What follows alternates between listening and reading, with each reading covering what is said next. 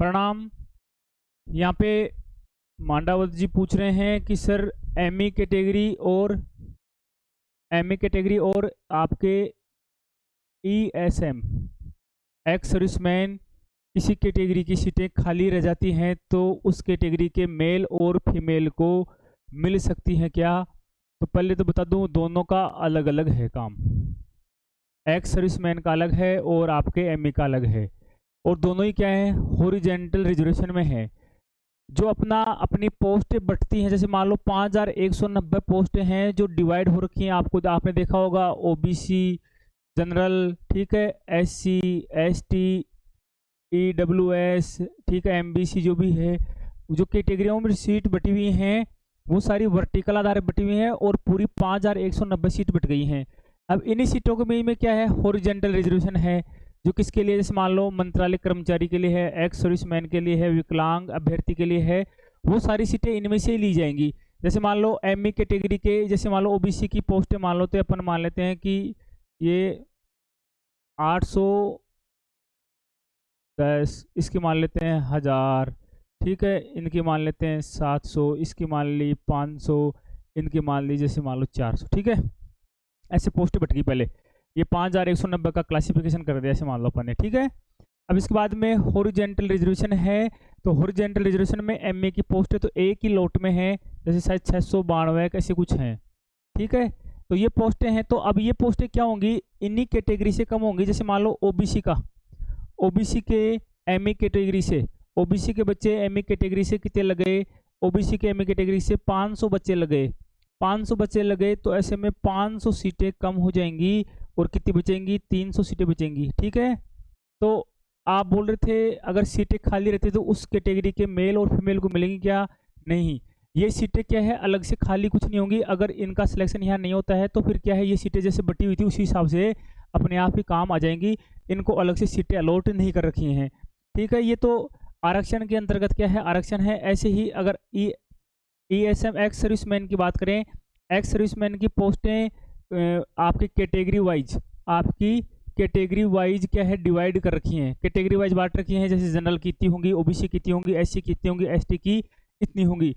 यहाँ तो क्या है, अगर 692 में अगर 500 लड़के कहाँ से लगे, ओबीसी से लगे, तो ऐसे में ओबीसी की 500 पोस्टें कम हो जाएंगी, और 200 बच्चे कहाँ से लगे, जनरल से लगे, तो 200 पोस्टें कहाँ किसी कम हो जाएंगी, जनरल की कम हो जाएंगी। कितने बचेंगे, 800 पोस्टें ही और जनरल अभ्यर्थियों को मिलेंगी, ठीक है।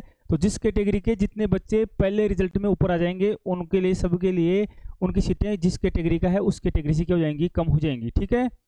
और जो एक्स सर्विसमैन है उनकी कैटेगरी वाइज सीटें बांट रखी हैं, ओबीसी की 10 हैं, इसकी इतनी है, इसकी इतनी, इसकी इतनी है, जबकि एमई की ऐसे नहीं बांट रखी हैं, तो कैटेगरी वाइज बांट रखी हैं। तो कैटेगरी वाइज में जितने, जैसे मान लो ओबीसी की 57 पोस्टें एक्स सर्विसमैन की हैं, 57 पोस्ट भर गई, तो जो 58वां नंबर है उसको सिलेक्शन नहीं दिया जाएगा कैटेगरी एक्स सर्विसमैन कैटेगरी के आधार पर। अगर उसके नंबर ज़्यादा होंगे तो ही उसको उसी कैटेगरी में चयन मिल सकता है, बाकी वैसे उसको चयन नहीं होगा। तो ये पोस्टें जाती नहीं है, ये तो पहले से ही क्या है, वर्टिकल रिजर्वेशन के अनुसार आपके साथ बटी हुई हैं। अगर इनसे सीटें नहीं भरती हैं तो आपके इनसे फायदा होता है, आपकी सीटें कम नहीं होती हैं, ठीक है। अगर इनसे सीटें भरती हैं तब क्या होगा, ये सीटें आपकी संख्या है वो कम होती जाएगी, ठीक है। अगर एक्स सर्विसमैन और एमई कैटेगरी से सीटें नहीं भरती हैं तो आपको ये जो वर्टिकल रिजर्वेशन में जो जो बच्चे हैं, जैसे एक्स सर्विसमैन नहीं है, एमई नहीं है, आपके विकलांग अभ्यर्थी नहीं है, उनको फायदा होगा क्योंकि उनकी सीटें कम नहीं होती जाएंगी, ठीक है। तो यही तरीका है इसका। इसके बारे में काफ़ी अच्छा वीडियो एक बना रखा है, पहले का देख सकते हैं आप। सर डिग्री अभी तक नहीं आई है कॉलेज में तो कैसे करें? फिर डिग्री नहीं आई तो क्या है, कई बच्चे लगातार पूछते हैं सर डिग्री का कोई रोल बड़ा नहीं है। अगर आपकी डिग्री नहीं आई तो क्या दिक्कत है, आप क्या करो, एक प्रोविजनल सर्टिफिकेट बनता है, हर कॉलेज क्या है, डिग्री की जगह प्रोविजनल सर्टिफिकेट बना के देती है। अगर डिग्री नहीं आती है तो प्रोविजनल सर्टिफिकेट क्या है, एक तरह से डुप्लीकेट या टेम्परेरी सर्टिफिकेट होता है। 150 रुपये आपकी यूनिवर्सिटी में लगते हैं, वो आपको करेक्ट ये डिग्री बना के दे देते हैं, ठीक है। तो अगर आपकी डिग्री नहीं आई तो आप वो क्या है, प्रोविजनल सर्टिफिकेट बनवा लें, जो उससे काम चल जाता है, कोई दिक्कत नहीं आती है। नेक्स्ट है सर, मेरा RICIT सर्टिफिकेट 2017 में क्या हुआ है, खो गया है। मैंने डुप्लीकेट सर्टिफिकेट के लिए अप्लाई भी कर दिया है, लेकिन उससे मिलने में 2-3 महीने लगेंगे। तो मुझे डॉक्यूमेंट्स वेरिफिकेशन के लिए क्या करना चाहिए? मेरे पास फोटोकॉपी भी नहीं है। समस्या तो बनी हुई है, लेकिन कोई दिक्कत नहीं है। अब इसमें तो क्या है, बताने को तो कुछ है नहीं, वो मौके पे ही निर्भर करता है। बाकी आपको इसके बेस पर बाहर नहीं करेंगे। आपको क्या है, आपसे एक शपथ पत्र भरवा लेंगे कि भाई इतने दिन के अंदर आपको ये सर्टिफिकेट प्रस्तुत करना होगा। बाकी अभी टाइम है, महीना भर, तो लगभग महीना भर तो आपको भी डॉक्यूमेंट्स वेरिफिकेशन के रिजल्ट आने में या डॉक्यूमेंट्स वेरिफिकेशन की प्रक्रिया प्रारंभ होने में लग जाएगा, महीना भर तो ठीक है। और बाद में लगभग आपका 1-1.5 महीने क्या है, डॉक्यूमेंट्स वेरिफिकेशन चलेगा, क्योंकि लगभग 12,000 बच्चों का डॉक्यूमेंट्स वेरिफिकेशन होना है, तो काफ़ी लंबा समय लगेगा। डीटीए के पास इतनी मजबूत बड़ी टीम नहीं है ऑफिस की, हमारे जैसे साथियों को बुलाकर क्या है डॉक्यूमेंट्स वेरिफिकेशन करवाया जाएगा। तो इतनी पॉसिबिलिटी ही है कि लगभग 1.5 महीना उसमें लग जाएगा। तो अगर आपको 2-3 महीने मिलता है तो कोई दिक्कत नहीं आती है। जूनियर अकाउंटेंट में SC/ST के उम्मीदवारों को 5% शीतलता का प्रावधान है। क्या यह प्रावधान शुरू से ही लागू होगा या योग्य उम्मीदवार नहीं मिलने पर शिथिलता दी जाएगी? देखो, इसमें जो नोटिफिकेशन है उसमें तो ये लिखा हुआ है कि योग्य उम्मीदवार नहीं मिलने पर लिखा हुआ है, लेकिन जो आपके बोर्ड के जो चेयरपर्सन हैं आलोक राज, उनका कमेंट्स आया था, उन्होंने कहा था कि क्वालिफाई मार्क्स क्या हैं, तो उन्होंने कहा था 5% की छूट है। इसका मतलब वो शुरू से ही लागू रहेगी, तो ये शुरू से ही मिलेगा आपको, योग्य उम्मीदवार पर निर्भर नहीं करेगा, शुरू से ही मिलेगा। नेक्स्ट है, सर मेरे पास वोटर आईडी नहीं है तो आधार कार्ड चल जाएगा क्या? बिल्कुल चल जाएगा, कोई दिक्कत नहीं है। वोटर आईडी कार्ड का इतना कोई बड़ा रोल नहीं है। बाकी आप मतदान करें, आपकी उम्र 21 साल हो गई है, देश की सरकार बनाने में आपका सक्रिय सहयोग होना चाहिए। जागरूक नागरिक होने के नाते तो आप वोटर आईडी कार्ड बनाएं। जॉब में लगने के बाद तो आपको वैसे भी कंपलसरी हो जाएगा बनवाना। सर इसमें घर से नौकरी करने का सौभाग्य कैसे मिलेगा? अच्छे मार्क्स, अच्छी रैंक। देखो, इसके बारे में नियुक्ति प्रोसेस के नाम, ज्वाइनिंग प्रक्रिया या नियुक्ति प्रक्रिया के नाम से एक वीडियो बना रखा है, उसमें बता रखा है ये नौकरी तो ऐसी है कि इसमें आप पूरा जीवन आप अपने घर पे बिता सकते हैं, पूरा जीवन आपके घर के आसपास निकल सकता है। आधार क्या होगा? अच्छे मार्क्स। अच्छे मार्क्स आएंगे तो क्या होगी? आपकी अच्छी रैंक आएगी, ठीक है। लेकिन एक बाधा है, बाधा यह है कि महिला, बुरा मत मानना भाई, महिला और आपके पीएच कैंडिडेट, महिला और पीएच कैंडिडेट हैं, उनको वरीयता प्राप्त है। उनको क्या है? वरीयता प्राप्त है कि इनको क्या है, पोस्टिंग जब भी दी जाएगी तो इनको पहले प्राथमिकता दी जाएगी होम डिस्ट्रिक्ट में, ठीक है। और अपने डिपार्टमेंट जो डीटीए है, डीटीए की पॉलिसी है कि पहले हम सबको क्या देंगे? होम डिस्ट्रिक्ट ही देंगे, कोई भी अभ्यर्थी हो, ठीक है। अगर होम डिस्ट्रिक्ट भर जाता है तो हम जो भी नियरेस्ट डिस्ट्रिक्ट है, जो भी नियरेस्ट डिस्ट्रिक्ट है उसमें अलॉट करेंगे, ठीक है। तो नियरेस्ट डिस्ट्रिक्ट भी भर गया तो फिर दूर जाना पड़ता है। सिक्कर वालों को कहाँ देंगे? झुंझुनू देंगे, लेकिन झुंझुनू खुद के बच्चों से भर गया तो झुंझुनू अपने को थोड़ी देंगे, फिर तो अपने को बाहर ही भेजना पड़ेगा, ठीक है।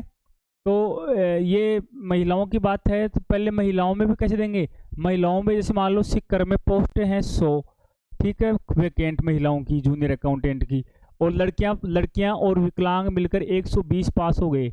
120 पास हो गए तो ऐसे में 20 महिलाओं को तो बाहर जाना पड़ेगा। तो जिनकी कम रैंक है वो बाहर जाएंगी, और जो टॉप 100 में आ रहे हैं पीएच और महिला, उनको कहाँ पोस्टिंग देंगे? उनको उनके होम डिस्ट्रिक्ट में पोस्टिंग दे दी जाएगी, ठीक है। और जो पुरुष हैं, पुरुषों को बाहर जाना पड़ता है। लेकिन ये कुछ डिस्ट्रिक्ट ही हैं, जैसे सिक्कर, झुंझुनू हुआ आपका, ये चूरू है, इधर झुंझुनू, अजमेर, जयपुर में भी थोड़ी समस्या आई थी। जयपुर में भी लास्ट के कुछ बच्चों के जो नीचे की काफ़ी जिनसे रैंक थी 3000 के आसपास थी, 2900 थी, ऐसी कम रैंक थी, उनको जाना पड़ा था, ठीक है। तो बाकी अन्य डिस्ट्रिक्ट में लगभग आपको पोस्टिंग मिल जाती है। शेखावाटी में थोड़ी सी समस्या रहती है। चॉइस करने पर चॉइस का कोई रोल नहीं है, डीटीए खुद देता है अपॉइंटमेंट आपको, और डीटीए अपने हिसाब से देगा, बिल्कुल डीटीए अपने हिसाब से देगा। डिपेंड्स ऑन लक, लक पर कुछ नहीं होता है, ठीक है। इसमें डीटीए अपने हिसाब से देगा, और उसमें डीटीए का हिसाब क्या करेगा, डीटीए का हिसाब है रैंक।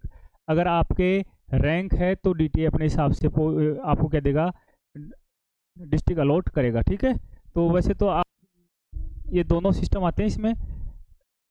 ठीक है, कोई दिक्कत नहीं होगी, अच्छे नंबर आएंगे तो आपको संभावना बनती है कि आपको खुद का डिस्ट्रिक्ट मिल जाए। सर मेरी डिग्री में किरण लिखा है और मेरा नाम और बाकी सब डॉक्यूमेंट्स में किरण है, इसका क्या फ़र्क पड़ेगा? कोई दिक्कत नहीं है, किरण और किरण में हिंदी में दिक्कत आ रही होगी, इंग्लिश में तो सेम ही लिखा होगा, तो इससे कोई फ़र्क नहीं पड़ता है।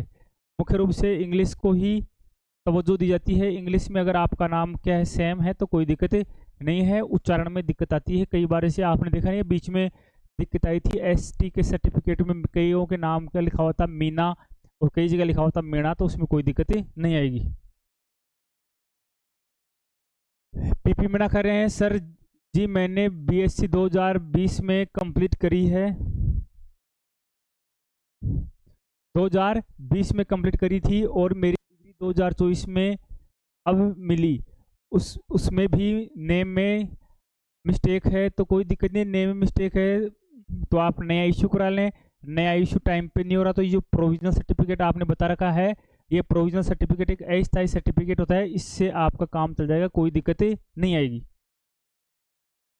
नेक्स्ट है जय श्री श्याम सर। जय श्री श्याम सर, जब 2 गुना का रिजल्ट आएगा तब ही जूनियर अकाउंटेंट और टीआरए की अलग अलग कट ऑफ आएगी क्या? बिल्कुल, जब 2 गुना का रिजल्ट आएगा तब तक आपकी अलग अलग कट ऑफ नहीं आएगी। जब आपका फाइनल रिजल्ट आएगा तब ये डिसाइड होगा कि टीआरए कौन बन रहा है और जूनियर अकाउंटेंट कौन बन रहा है। उससे पहले आपका इस मामले में कोई फाइनल डिसीजन नहीं हो पाएगा। 2 गुना रिजल्ट कब के बाद ही पता चल जाएगा क्या कि जेआरए मिलेगा टीआरए? नहीं, बिल्कुल कोई पता नहीं चलेगा 2 गुना रिजल्ट में। 2 गुना के बाद, जैसे ही 2 गुना के बाद में 1 गुना का आपका रिजल्ट आएगा, जिसमें जिन जिन की लगने की संभावना रहेगी, तब ही पता चलेगा कि टीआरए किसको मिलेगा और जूनियर अकाउंटेंट किसको मिलेगा। तो दोस्तों ये थी आपकी कुछ मोटी मोटी क्वेरीज। ठीक है, और भी किसी कोई समस्या हो तो आप ऐसे कमेंट्स के माध्यम से डाल सकते हैं। एक बच्चा पूछ रहा था सर कि आरएस की तैयारी, 2-3 और भी कमेंट्स आए थे सर आरएस की तैयारी के बारे में बताएं, आरएस बन सकते हैं क्या, आपके साथ में कोई बने क्या? तो ऐसा अगर आपके भी आरएस को लेकर कोई कमेंट्स हैं तो आप भेज सकते हैं, उसका समाधान वीडियो के अंतर्गत कर दिया जाएगा। साथ ही दोस्तों एक हमारी पुस्तक है, काफ़ी मेहनत से हमने तैयार करी है, काफ़ी इम्पोर्टेंट पुस्तक है। आपके अगर छोटे भाई बहन अगर तैयारी कर रहे हैं, पुस्तक की रचना में मेरा खुद का सक्रिय सहयोग रहा है। ये एलडीसी और सीईटी दोनों के लिए काफ़ी इम्पोर्टेंट बुक है, हिंदी की बुक है। इसमें गत वर्षों में जो क्वेश्चन आए उनका भी समावेश है, उनकी व्याख्या कर रखी है, और टॉपिक वाइज पेपर है, पर्सन है इसमें। ठीक है, हर टॉपिक से मिलेंगे। इसकी रचना में मेरा राकेश कुमार सहायक लेखाधिकारी का भी काफ़ी अच्छा योगदान है। ये जगदीश जी चौधरी हैं जो हमारे साथ पहले फॉरेस्ट में रहा करते थे, वर्तमान में वीडियो पद पर कार्यरत हैं। राम अवतार जी भदाला हैं, ये वर्तमान में टीचर साइंस पद पर कार्यरत हैं राजस्थान गवर्नमेंट में। और जो मुख्य लेखक हैं हमारे साथ वो हैं राम प्रसाद चौधरी, जो वर्तमान में व्याख्याता शिक्षा विभाग में हैं, और नेट जीआरएफ ये all over India first rank holder हैं। व्याख्याता में इनका थर्ड ग्रेड, सेकंड ग्रेड और फर्स्ट ग्रेड में चयन हो रखा है। संस्कृत शिक्षा विभाग में भी ये क्या है, अध्यापक के रूप में चयनित हो चुके हैं।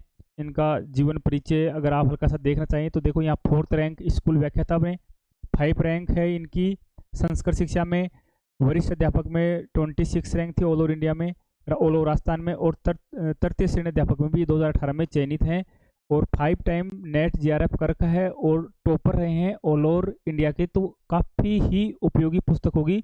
अगर आपके छोटे भाई बहन अगर तैयारी करें तो इस पुस्तक का एक बार जरूर अध्ययन करें, ज़्यादा महंगी नहीं है ना। राजस्थान के सभी बुक स्टॉल में पुस्तक उपलब्ध है। धन्यवाद। जय श्री श्याम।